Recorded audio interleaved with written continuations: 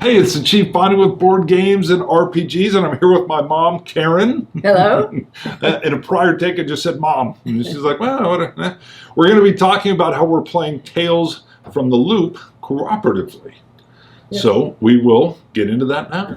Before you started playing this game with me, have you ever played a role-playing game? I never played what I call a storytelling game. Good. Yes. Yeah. All right. So you've never played a storytelling game where you actually played a character? No. I know I've had you over to the house. We've done some board games before. And part of the difficulty there is I'm throwing different rule sets all the time at you, right? And so the nice thing with the role-playing game is as well, we're able to play cooperatively. Yes. So we're able to both be in there, and I'm using the Mythic Emulator, which is that little question and answer thing that we use. All right. So before we go into the game a little bit, I had mentioned that you'd become interested when we were having lunch, and you were telling me stories about when you were 10 in Chicago, and you would be able to ride your bicycle, and your bicycle was freedom. Anywhere. Anywhere. So explain to me, first of all, because I always like the details, and I can't remember exactly where you told me, what part of Chicago did you live in when you were a kid? Elmwood Park. Elmwood right Park. In the west end of Chicago, but I lived right across the street from Chicago. Okay. Yeah. So it's Elmwood Park is the city, but it's right across the from street. Got it. And my house was the second house from the corner, so I lived that close to Chicago. And then I know you said you were only 10, but you could use your bicycle to go to the library. To the library, and then by the time I was 12, I was going to the forest preserves and all over the west side of Chicago without my parents knowing it. Got it. So and this is what made me immediately think of Into the Loop, was that it's kids, and that in this case it's the 80s. You were adventuring around in the late 50s. 50s, right? Yes. So the idea of getting on your bicycle, having the freedom to explore and find mysteries is where I thought this game you might enjoy. Yeah. All right. And so has it captured some of what did it do? Is it anything like your feeling of adventure when you were a kid? It was even better. Oh, really? Yeah. Okay. Yeah, because both of them gave me freedom, but this, I was aware that it was giving my mind freedom.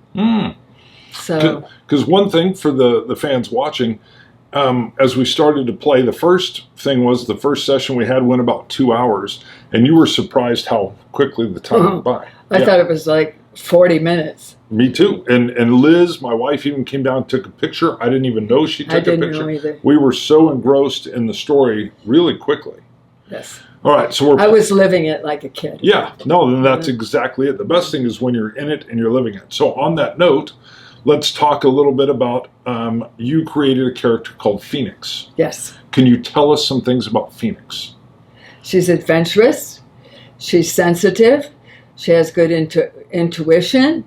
And she's ready to have fun. Right, and she's 14. The cool thing is the game you can be 10, 11, 12, 13, 14, and 15. When you're older, you get a few more of the basic attributes because you're bigger and stronger. I'm playing a 10-year-old named Crown, but when you're younger, you get more luck. So to kind of offset, I have some luck points which allow me re-rolls. And you get one, if you're 15, you get none. 1 at 14, and then 10, I get 5. So, all right, so with Phoenix, she's also really good at mystery. She's a very good investigator. Because she's an investigator and she's intuitive. And I thought it was really interesting because my kid just naturally ended up being Crown. He's 10. He loves Evel Knievel. I love the 80s because I have my Evel Knievel shirt, and that's right. I love. Right. So Phoenix loves tie-dye shirts and color. Right. So I went and sourced the shirt. You sourced your shirt. So we even got into that side of it.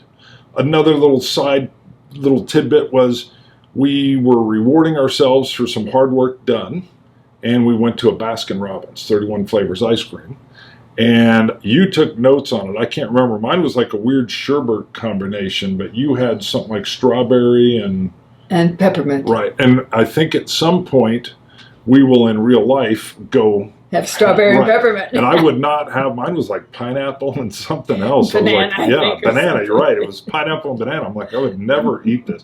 But Crown loves it. So we will at some point. So he's going to get stuck with it. Yeah, I'm going to be like, well, we're going to try it. because at some point we got to go eat this stuff in real life. So we won't go too much longer, but what I've had is some of my fans are more from like the board game side or even the military game side. And one of the things about my channel is the bonding with board games is not only like bonding with the game and really getting into the game, but it's with the people that are involved and around. And so this opportunity for you and I to immerse into these characters has been really special from that side too. Yeah. And the bonding of it. So some people have asked, you know, your 81-year-old mother is into this game. And I'm like, I know. We're all getting older. But I think there's some folks, as they age, they think that's just kid stuff. Yeah. But so what do you find interesting from your perspective as being introduced to a story game kind of later in life? Is there anything? Well, what I'd like to say is I grew up playing board games. What we got for Christmas was the board game of our wish. Got it. Every Christmas. Okay. And so that kind of systematic game was part of my life. But this was never part of my life. The story, I liked writing, but playing a game with creative thinking never occurred. And so that's what I like about the creative thinking in my answer. Right, because you even know, perfect. You even called me, because a real good role-playing game will capture me when I'm not at the table. I'll be driving around and I'll start thinking about the character or something. And you'd called me and said, hey, you'd started journaling or writing even some side stories that weren't even part of what we were doing. And I said, no, that's exactly. Not that I'm a journaler. I don't usually write my things out. If I'm running a session, I will write in the back of a book I have just to kind of keep the knowledge so that as I run, like I run a West Marches group here at the house, I have those notes to go back and look at just so I can kind of remember and tie things together. But you're journaling because it's kind of sparked the creative side. Yeah. Okay. Yeah. Before I was raising 4 kids. Right. And working as a social worker. I got my master's in social work. So I was used to intuitive thinking, but very systematic too. And this is so fun because it brings in ideas I never thought of. With the roll of the dice, we have to go a different way. And so I can go a different way with my creative thinking. Right. Well, that's been another little nice part of the gaming is when we're playing cooperatively, we're given prompts from the emulator, which is like, sometimes they're obscure, and we have to figure out, well, what does that mean? And we're tracking down mysteries, but the mysteries have just kind of been flowing in, which has been really interesting. So the way the mysteries have been populating has been really entertaining for me, too. Yeah, so there's no way we could figure it out because the dice tells us where we're going. Yeah, and then we're like, what does this mean? And then it's kind of like real life. Yeah, it kind of starts piecing together. Yeah. So we're having a blast. We wanted to just pop in and share what we were doing because I've talked about it in a couple live streams I have, and some people said that's really neat. We're going to go game and play a little bit now. If we get a lot of people asking questions, we may come back and do a Q&A where I'll write them down and we can answer some particular questions. Before we go... But I would like to add something to that. Do. Besides it being really neat, I think it's really special because we're doing this kind of creative thinking together. And we've never spent time doing that because we both have been busy with family. 100%. Yeah, that's been a real good connecting thing. And it really does. So I'd mentioned that there was a stressful point in time, even when we were out at lunch, which was Bill, your husband had fallen down the stairs and was seriously injured. Broke his neck. Yeah. And so he was going through a healing process, and there's all the stress around with that.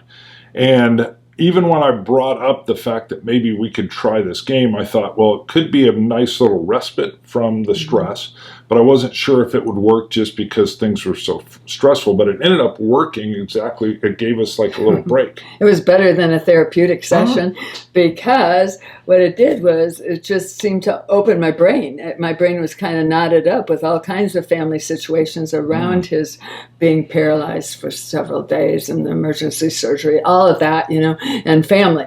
And so it was like in a knot, and it just opened it all up. Perfect. Yeah, it gave that... It's freedom. Right. It gave a release, and that's really, I'll get that when I role play.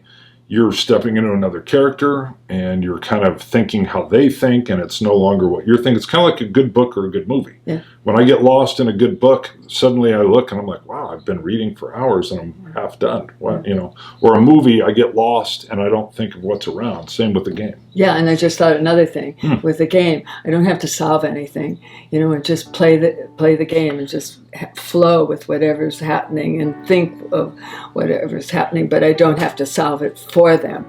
The characters are solving it for themselves or not solving it for themselves. And as far as the rules go, first, this game from Free League is a little bit, it's open world kind of feeling. So it's not like a board game where it's like you have to do this to this to this. For me, I don't want to speak for you, but the rules kind of are there in terms of like, do you re-roll on a luck dice, or can you take a consequence like you're scared?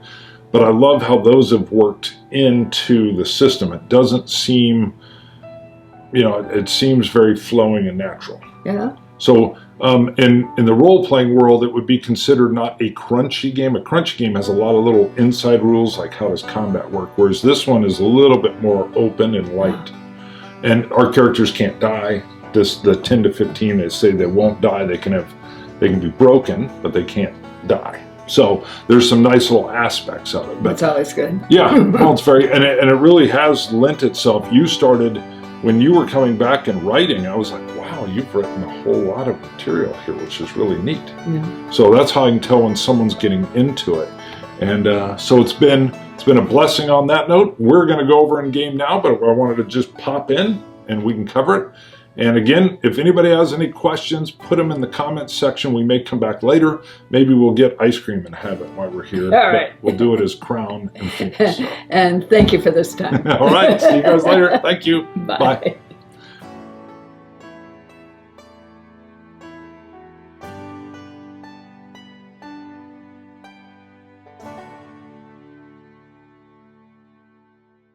I think that's good. Let me do a shorter one where I'm just going to say, I'll say it and introduce you, and then we'll be done. And does Mom have a name, or am I just going to be Mom? Oh, be Mom. No, Karren. But no. I can be Mom, just Mom. All right, I don't care. but They could all know me as Mom. We'll do Karren as well. All right.